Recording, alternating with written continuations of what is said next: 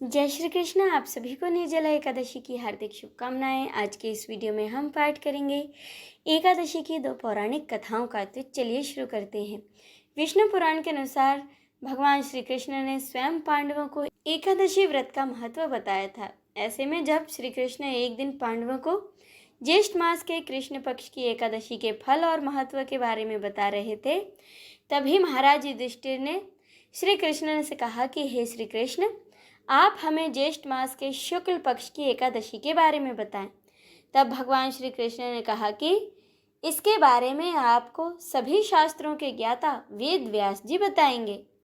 तब वेद व्यास जी कहने लगे कि कृष्ण और शुक्ल पक्ष की एकादशी में अन्न खाना वर्जित है। द्वादशी को स्नान करके पवित्र होकर फूलों से भगवान केशव की पूजा करें, फिर पहले ब्राह्मणों को भोजन दें, अंत में स्वयं भोजन करें। यह सुनकर भीमसेन बोले, परम बुद्धिमान पितामह, मेरी भी उत्तम बात सुनिए। राजा युधिष्ठिर, माता कुंती, द्रौपदी, अर्जुन, नकुल और सहदेव ये सभी एकादशियों को कभी भोजन नहीं करते तथा मुझसे भी हमेशा यही कहते हैं कि भीमसेन, तुम भी एकादशी को भोजन ना किया करो। परंतु मैं उन लोगों से कहता हूँ कि मुझसे भूख नहीं सही जाएगी। भीमसेन की बातें सुनकर वेद व्यास जी ने कहा कि यदि तुम नरक को दूषित समझते हो और स्वर्गलोक की प्राप्ति चाहते हो तो दोनों पक्षों की एकादशी के दिन भोजन कभी न करना। तब भीमसेन जी बोले कि महाबुद्धिमान पितामह, मैं आपके सामने सच कहता हूँ, मुझसे एक बार भोजन करके भी व्रत नहीं किया जा सकता, तो फिर उपवास करके मैं कैसे रह सकता हूँ। मेरे उदर में व्रत नामक अग्नि सदा प्रज्वलित रहती है, अतः जब मैं बहुत अधिक खाता हूँ तभी यह शांत होती है। इसीलिए हे महामुने, मैं पूरे वर्ष में केवल एक ही उपवास कर सकता हूँ, जिससे स्वर्ग की प्राप्ति सुलभ हो तथा जिसके करने से मैं कल्याण का भागी हो सकूँ। कोई ऐसा एक व्रत निश्चय करके मुझे बताइए, मैं उसका यथोचित रूप से पालन करूँगा। तब वेद व्यास जी ने कहा कि हे भीम, ज्येष्ठ माह के सूर्य वृष राशि पर हो या मिथुन राशि पर शुक्ल पक्ष में जो एकादशी हो, उसका पूरे यत्न पूर्वक निर्जला व्रत करो। इस एकादशी में तुम केवल मुख में कुल्ला और आचमन करने के लिए ही जल डाल सकते हो। उसको छोड़कर किसी प्रकार का जल विद्वान पुरुष मुख में न डाले, अन्यथा व्रत भंग हो जाता है। एकादशी को सूर्योदय से लेकर दूसरे दिन सूर्योदय तक जल का त्याग करें तो यह व्रत पूर्ण होता है। इसके बाद द्वादशी को प्रातः काल स्नान करने के बाद ब्राह्मणों को विधि पूर्वक जल और स्वर्ण दान करें। इस प्रकार सब कार्य पूरा करके जितेंद्रिय पुरुष ब्राह्मणों को भोजन कराने के बाद ही भोजन करें। वर्ष भर में जितनी एकादशी होती हैं, उन सब का फल इस निर्जला एकादशी के व्रत करने मात्र से ही प्राप्त हो जाता है, इसमें तनिक भी संदेह नहीं। शंख, चक्र और गदा धारण करने वाले भगवान केशव ने मुझसे कहा था कि यदि मानव सबको छोड़कर एकमात्र मेरी शरण में आ जाए और एकादशी को निराहार रहे तो वह सब पापों से छूट जाता है। हे कुंती नंदन, निर्जला एकादशी के दिन श्रद्धालु स्त्री पुरुषों के लिए जो विशेष दान और कर्तव्य विहित हैं, उन्हें सुनो। इस दिन जल में शयन करने वाले भगवान विष्णु का पूजन और जल में धेनु यानी कि पानी में खड़ी गाय का दान करना चाहिए। सामान्य गाय या घी से बनी गाय का दान भी किया जा सकता है। इस दिन दक्षिणा और कई तरह की मिठाइयों से ब्राह्मणों को संतुष्ट करना चाहिए। उनके संतुष्ट होने पर ही श्रीहरि मोक्ष प्रदान करते हैं। जिन्होंने श्रीहरि की पूजा और रात्रि में जागरण करते हुए इस निर्जला एकादशी का व्रत किया है, उन्होंने अपने साथ ही बीती हुई 100 पीढ़ियों को और आने वाली 100 पीढ़ियों को भगवान वासुदेव के परम धाम को पहुंचा दिया है। निर्जला एकादशी के दिन अन्न, वस्त्र, गौ, जल, शैया, सुंदर आसन, छाता दान करने चाहिए और जो श्रेष्ठ तथा सुपात्र ब्राह्मण को जूता दान करता है, वह सोने के विमान पर बैठकर स्वर्ग लोक में जाता है।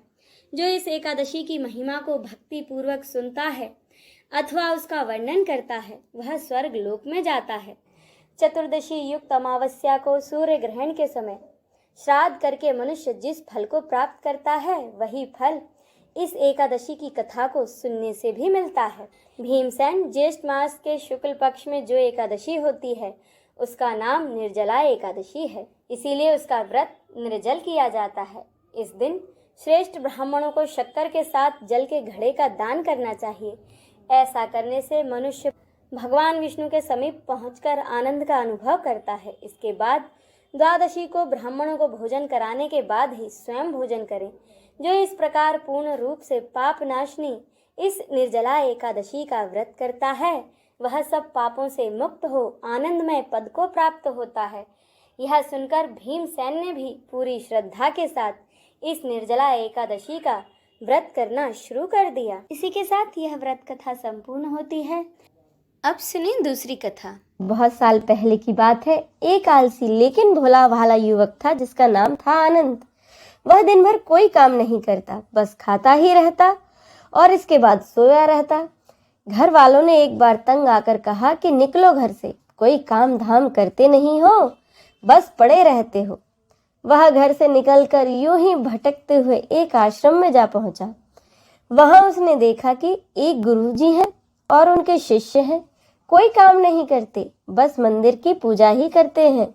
उसने मन में सोचा, यह बढ़िया है, कोई काम धाम नहीं, बस पूजा ही तो करनी है। उसने गुरुजी के पास जाकर पूछा, क्या मैं यहाँ रह सकता हूँ? गुरुजी बोले, हाँ हाँ, क्यों नहीं।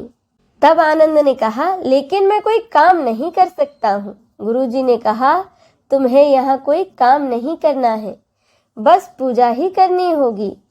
आनंद ने कहा, ठीक है, वह तो मैं कर ही लूंगा। अब आनंद महाराज आश्रम में रहने लगे। न कोई काम न कोई धाम, बस सारा दिन खाते रहो और प्रभु भक्ति में भजन गाते रहो। महीना भर हो गया। फिर एक दिन आई एकादशी। उसने रसोई में जाकर देखा कि खाने की कोई तैयारी नहीं है। उसने गुरुजी से पूछा, गुरुजी, आज खाना नहीं बनेगा क्या? गुरुजी ने कहा, नहीं, आज तो एकादशी है और तुम्हारा भी तो उपवास है। उसने कहा, नहीं, अगर हमने उपवास कर लिया तो हम तो कल का सूरज ही नहीं देख पाएंगे। हम नहीं कर सकते उपवास, हमें तो भूख लगती है भाई। आपने पहले क्यों नहीं बताया? गुरुजी ने कहा, ठीक है, तुम ना करो उपवास, पर खाना भी यहाँ तुम्हारे लिए कोई और नहीं बनाएगा, तुम खुद बना लो।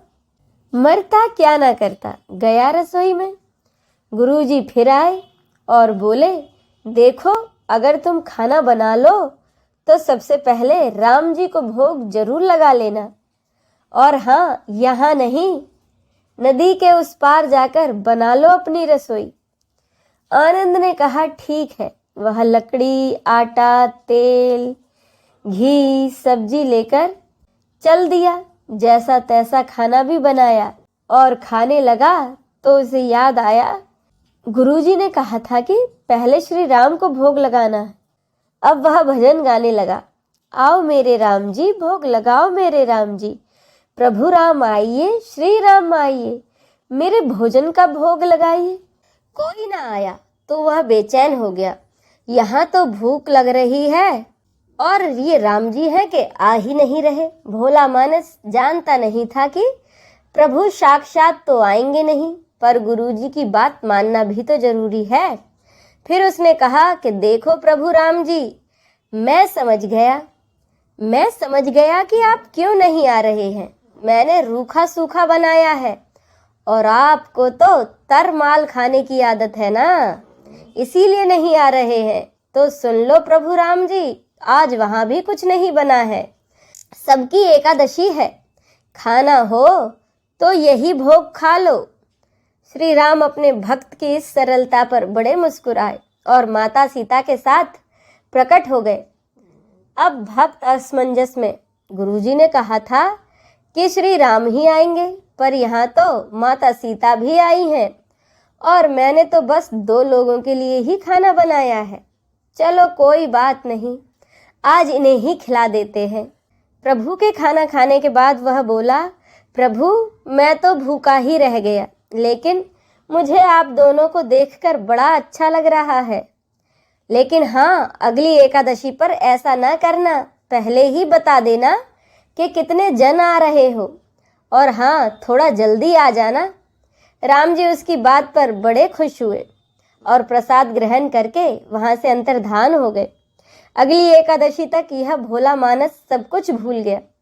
उसे लगा कि प्रभु ऐसे ही आते होंगे और प्रसाद ग्रहण करते होंगे। फिर आई एकादशी। गुरुजी से उसने कहा कि गुरुजी, मैं चला अपना खाना बनाने। पर हाँ गुरुजी, थोड़ा ज्यादा अनाज लगेगा, वहां 2 लोग आते हैं। गुरुजी मुस्कुराए और सोचने लगे कि भूख के मारे यह बावला हो गया है, और बोले, ठीक है, ले जा अनाज। अब की बार उसने 3 लोगों का खाना बनाया और फिर से गुहार लगाई, प्रभु राम आइए, सीताराम आइए, मेरे भोजन का भोग लगाइए। प्रभु की महिमा भी निराली है। भक्त के साथ कौतुक करने में उन्हें भी बड़ा मजा आता है। इस बार वे अपने भाई लक्ष्मण, भरत, शत्रुघ्न को लेकर आ गए। अब भक्त को चक्कर आ गए। यह क्या हुआ? एक का भोजन बनाया तो 2 आ गए। आज 2 का खाना ज्यादा बनाया तो पूरा खानदान आ गया। लगता है आज भी भूखा ही रहना पड़ेगा।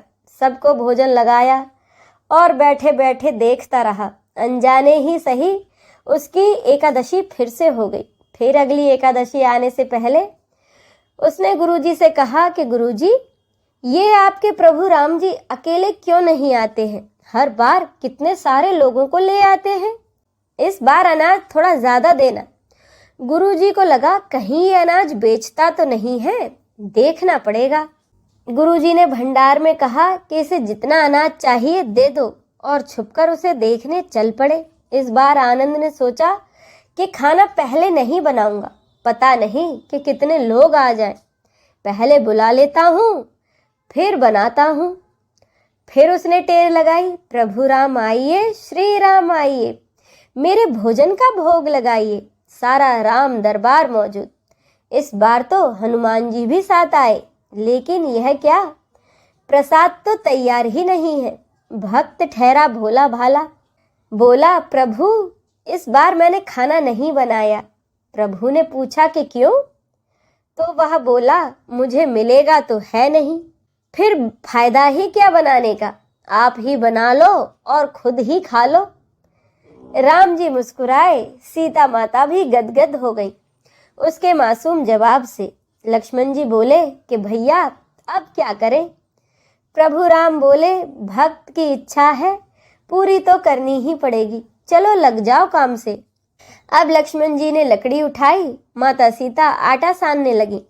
भक्त एक तरफ बैठा बैठा देखता रहा। माता सीता रसोई बना रही थी तो कई ऋषि मुनि, यक्ष, गंधर्व प्रसाद लेने आने लगे। इधर गुरुजी ने देखा खाना तो बना नहीं और भक्त एक कोने में बैठा है। गुरुजी ने आकर पूछा, बेटा क्या बात है, खाना क्यों नहीं बनाया? वह बोला, अच्छा किया गुरुजी आप आ गए, देखिए कितने लोग आते हैं प्रभु के साथ। गुरुजी बोले, मुझे तो कुछ नहीं दिखाई दे रहा तुम्हारे और इस अनाज के सिवा। भक्त ने माथा पकड़ लिया। एक तो इतनी मेहनत करवाते हैं प्रभु, भूखा भी रखते हैं, और ऊपर से गुरुजी को दिखाई भी नहीं दे रहे हैं, ये तो और मुसीबत की बात है। उसने प्रभु से कहा कि आप गुरुजी को क्यों नहीं दिखाई दे रहे हैं? प्रभु बोले, मैं उन्हें नहीं दिख सकता। वह बोला, क्यों? वे तो बड़े पंडित हैं, ज्ञानी हैं, विद्वान हैं, उन्हें तो बहुत कुछ आता है, उनको क्यों नहीं दिखाई देते आप?